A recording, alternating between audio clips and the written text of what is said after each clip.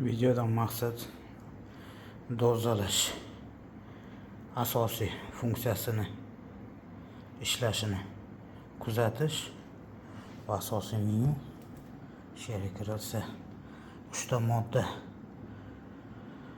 sozlamalari. Bu dozatorimiz 3 ta modda bilan ishlaydi, lekin ehtiyojiga qarab ular sonini ko'paytirsa bo'ladi. Joriy og'irlik berilgan vazifa 2000 grammda tashkil qiladi. Undan 1000 ga A moddaga, 900 grammi B moddaga, 100 grammi C moddaga tegishli. Ya'ni har bitta klapan o'zini moddasiga biriktirilgan. Hozircha sistemamiz bitta. Yana belgilangan o'sha o'ziga tegishli grammda yuklab bo'lgandan keyin klapan, ya'ni boshida ochiladi, oxiriga yetib yopiladi. Ishga tushirib ko'ramiz.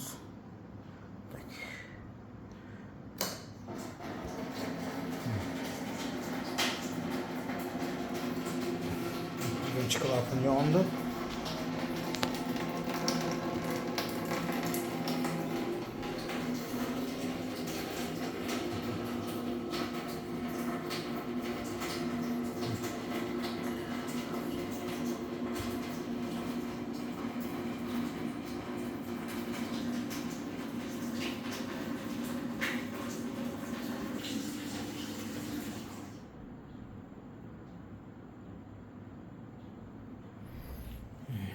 Birinchi klapanimiz o'chdi. Ozgina vaqt o'tib, mana ikkinchi klapan yondi. Ya'ni birinchi klapanimiz 1000 grammga yetganda o'chdi. Ikkinchi klapanimiz 1000 grammdan boshlab o'ziga tegishli 900 gramm yuklashni boshladi. Asosiy menyuga chiqamiz. Umumiy berilgan og'irlik, ya'ni hozirgi ayni paytda yuklangan modda hajmi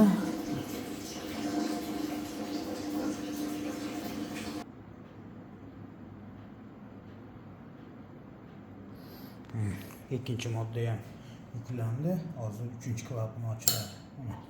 3-klapan ochildi. C moddamiz yuklashni boshladi. O'ziga tegishli grammni yuklab bo'lgandan keyin asosiy sikl tugaydi. Mikser ishga tushadi, aralashtiradi. Qolgan qismi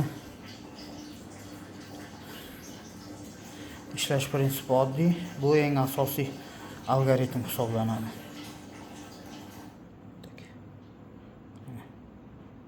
Oldi. Tugadi. Hamma klapan o'z vaqtida o'ziga biriktirilgan grammni yuklab oladi. O'chadi.